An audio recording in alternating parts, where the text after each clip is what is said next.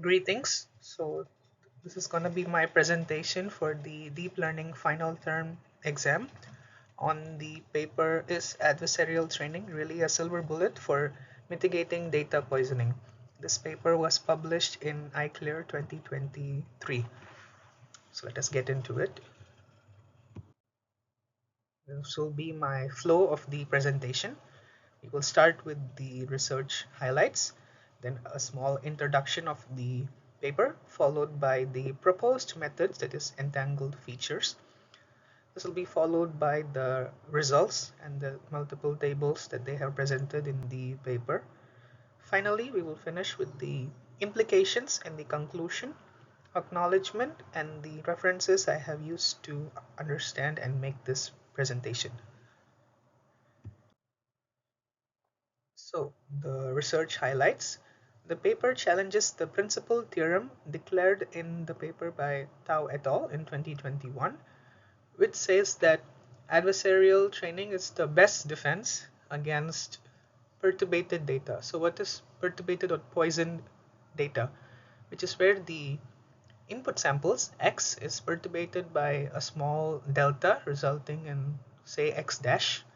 So this will affect the classification during the training stage, therefore decreasing the testing accuracy of the resulting model. And the authors of this paper show that a new type of poisoning can prove to be effective against adversarial training. So the authors term this as entangled features, which compromises adversarial training. The authors also state that the previous work done in the field, namely Adwin by Wang et al. And REM by Fu et al., were able to impede adversarial training by using an unreasonable setting in the adversarial and perturbation budget. So they were able to find successful and high numbers in their paper because of their perturbation budget of poison being really high to the adversarial training. And the authors of this paper test these methods for a more reasonable perturbation and adversarial budget and find that they were not able to reproduce the similar results from the papers. Therefore, they say that the poisoning method and then is expanded to higher budgets and standard training domains. So now their entangled features, they have proposed it, which is proven to be better than previous literature. And then they expand it to different domains and also expand to adversarial training and standard training domain. The authors conclude by outlining the benefits and drawbacks associated with this novel poisoning approach, leaving the investigation of defenses against entangled features for later research. So the introduction. The goal of indiscriminate data poisoning, which is the type of data poisoning that the authors use, is to alter the training data in order to reduce a machine learning model's overall prediction performance during the testing phase. So there is a unanimous consensus that such poisons can hardly harm an adversarial trained model when the perturbation budget in adversarial training is no less than the poison budget, expressed as follows, which is the epsilon of adversarial is greater than or equal to the epsilon of poisoning. So this consensus was why the previous papers that I have mentioned have used different budgets, giving higher epsilon poison than adversarial, and were able to get better results. But the authors of this paper show that for this reasonable setting, where epsilon adversarial is greater than or equal to epsilon of poison, we can perturbate the data and lower the clean test accuracy. So the authors challenge this consensus by the introduction of entangled features, which are imperceptible during training but heavily contribute to the degradation in the performance of the resulting model test set accuracy. So the proposed method. So entangled features main idea is to make samples from various classes share entangled features. So they share the features between them, which renders them unusable for training models. So the classification will misclassify some of the data because they have been entangled. So the two variants for the entangling features proposed in the paper are ENTF push and ENTF pull. So this is based on the centroid of each class and the output label. So we have namely made two variants based on these features, where ENTF push, all the training samples from the original class are pushed away from the centroid in the latent feature space given as follows, where mu y is the centroid and f star L minus 1 is the penultimate layer of the reference model. And ENTF pull, all the training samples from the original class are pulled towards the centroid of the nearest class y dash. So yeah, the centroid is different. We use the neighboring centroid and we pulled it towards that, hence giving to more outliers, therefore giving more misclassifications and then reducing the clean test accuracy. So yeah, the centroid used to compute was the average feature of all the clean samples, and the authors found that this was enough to get the results they want, and other type of centroid formulae were omitted. Here in the formula, X is the clean set data and F star L minus 1 is the penultimate layers of the reference model as mentioned earlier. So the similar work done in this field by Wang et al. The proposed model was Adwin and Fu et al. REM were successful only because of their biased adversarial budget, where epsilon of Poisson was greater than or equal to twice of epsilon of adversarial, which is not adopted in this paper. The authors make use of a more realistic budget, as mentioned in the previous slides, where epsilon of Poisson is less than or equal to epsilon of adversarial, and the results of the aforementioned papers were not being reproduced using this realistic budget setting. So hence the problem statement in the context of image classification deep neural networks can be stated as there being two parties, the poisoner and the victim. The clean dataset is first given to the poisoner, and the poisoner has full access to the clean dataset and is able to add perturbations given by delta POI to each of the samples and then release the version given as dn, which is the clean data for xi and yi from I equal to 1 to n, and the perturbated dataset dp, which is xi dash and yi for I to n, and the victim is only given access to the perturbated dataset, and they are aware that there can be poisoned samples in the data, and the goal of the victim is able to build a more well generalized model using adversarial training framework. And also one point of note is that after the victim is given the dataset, the perturbated dataset, the poisoner has no control over the victim's training process.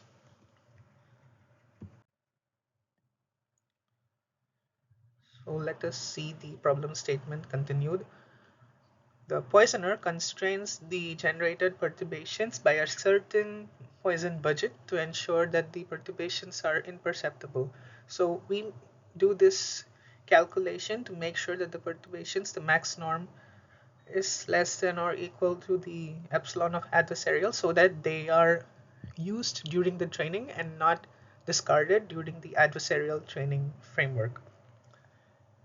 The adversarial training framework proposed by Madry et al. In 2018 is adopted, and it's widely used in most of the poisoning literatures. It is used to train the model on the perturbated dataset following the objective as follows. And the cross entropy loss is used for loss calculation, and found that mostly all poisoning literatures either use targeted cross-entropy loss or untargeted cross-entropy loss. Untargeted cross-entropy loss just goes off all the data without having a particular target. Say that there's a classification of a image to be called cat, and there are 10 classes, say cat, dog, parrot, etc., etc. For untargeted cross-entropy loss, we will try to misclassify the cat as anything else like dog, parrot, etc. But targeted cross-entropy loss, we try to target it. We say that, okay, we need to misclassify cat as only dog or dog as only parrot. And they have found that untargeted loss from previous papers have mostly been not used because there was a theorem that suggested that targeted loss was better at loss, bringing down the clean test accuracy than untargeted ones, which was the reason why the frameworks Advin and REM did not use untargeted cross-entropy loss.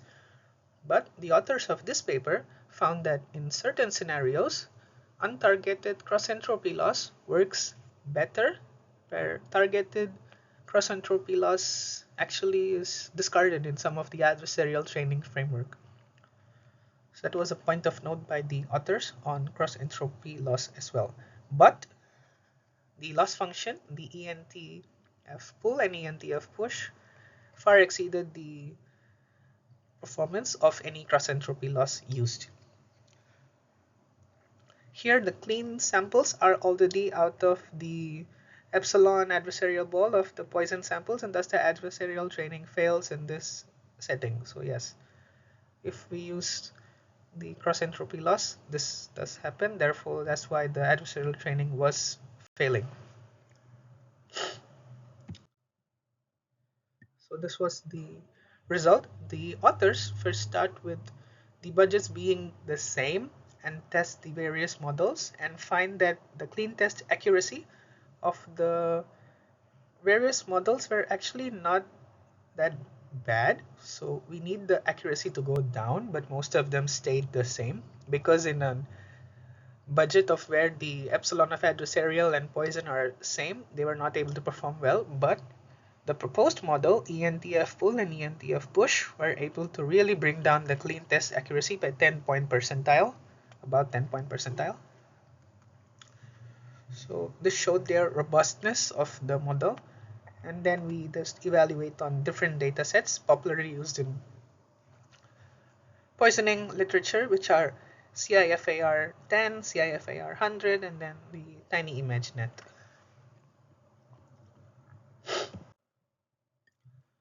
So then the authors evaluate for different budgets of adversarial and poisoning.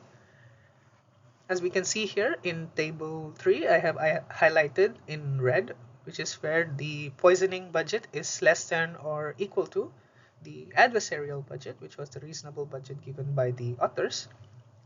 And it shows that the performance is indeed heavily degraded by 10 to even 20-point percentile for the various budgets. And the clean dataset with no perturbations was used as a baseline of comparison in this table. Then the authors proceed to do partial poisoning, which is only poisoning a part of the dataset and seeing how it can affect the perturbations and the test set accuracy. So that is given in table 4. So the poisoning proportion was changed, and interestingly, when a low poisoning proportion was used, most of the data in the adversarial training framework, the training data, was able to pass through and not be discarded as much as in the worst case scenarios and actually bring down the performance of the clean test accuracy more. So lower proportions can exhibit better qualities because they are more imperceptible to the adversarial training framework. So that was given by a point in table 4. And finally, table 5 is just the transferability of this particular framework to other models. And it was shown that the ENTF push and ENTF pull were able to really be robust and transferable to other models, decreasing the percentages by almost 10 to 20 point percentile, which is a good result considering the comparison with different literature published in a similar year. So finally, the result, we will first see the figure, which is the evaluation of entangled features against the three well-known adversarial training framework. So the pattern of clean data and poison data seen here is very different from the clean test accuracy of different literature, because in different literatures for the lower epochs, we see that the accuracy decreases for the perturbated data set, but given enough epochs, the adversarial training framework eventually learns and can get the same accuracy as a clean test result, I'm sorry. But in the proposed feature given by the authors, we find that the perturbated data or the poison data learns through the various epochs and then saturates and does not increase, but the saturated value is still less than the clean data value. Therefore, the data never learns to get as high of a clean test accuracy when it's perturbated. So this is one point of note showing their robustness of the entangled features. So yeah, the model stabilizes in accuracy after a certain number of epochs, which is always lower than the clean test accuracy. So this also indicates that early stopping cannot be used as an effective defense against poisoning for adversarial training models. So then we see the transferability to standard training frameworks and the robustness of entangled features in that instead of adversarial training frameworks. So the authors assess the transferability of the entangled features to a standard training architecture, and surprisingly, the resulting robustness of the reference model decreases the effectiveness of poisoning in the standard architecture and increases in an adversarial one. So this is kind of a balancing act in adversarial where the standard architecture actually outperforms in certain cases, but adversarial is less vulnerable. So it is a trade-off. So the authors therefore propose a hybrid loss function using their entangled features, which can be controlled by the parameter lambda I, to suggest that we can generalize our framework for any type of training, irrespective of standard or adversarial, given as L hybrid, which is the same as ENTF push, but the adversarial part of it is controlled by the parameter lambda I.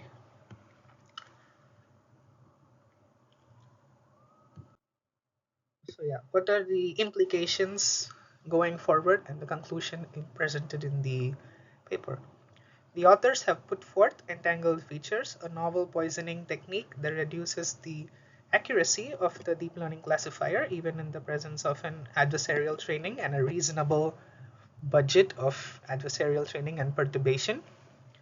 The innovative attack strategy that underlies this method entangles the features of training samples from several classes, therefore leading to misclassifications and bringing down the clean test accuracy.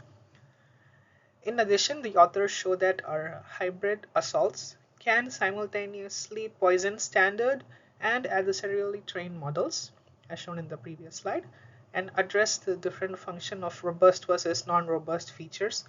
So robust features are the ones we would like to learn, and non-robust features are the ones we would like to not learn. But standard training actually learns more non-robust features, but adversarial training learns the more robust ones, and that's why it is more preferred as the training methodology in poisoning standards versus adversarial trained models. So notably, the author's study is among the majority of recent poisoning investigations that have presumed that the poisoner has access to the target models dataset. So the first step of this paper was that the clean dataset was accessible by the model and the poisoning to poison the dataset and then give it to the victim. Although in threat models such as secure database release, this assumption is feasible, it might not hold true for private or sensitive data where the clean data might not be accessible by the poisoner. So this can be studied for future work and was not touched upon in this literature. Yeah. The acknowledgement in the paper and my personal acknowledgement.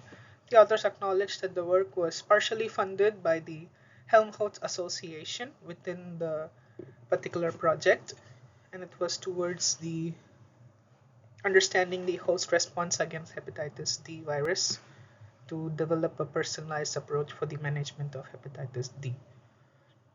It was the acknowledgement of the authors in their paper, and then I would like to give my own acknowledgement for the deep learning class. I thank Professor Nikki Kang for teaching us the fundamentals of deep learning and providing us guidance through this course. So thank you, Professor. And finally, my references. So the base paper that I have used, the better safe than sorry paper, the Tao et al.'s paper that was challenged in this paper, and explaining and harnessing adversarial examples, which was the seminal work of adversarial framework from Ian Goodfellow, surprisingly, and the adversarial robustness for machine learning, which was the book I referenced to learn some of the basic concepts and understand more about the perturbation budgets and adversarial budgets. So this concludes my presentation for my final term exam for deep learning. Thank you.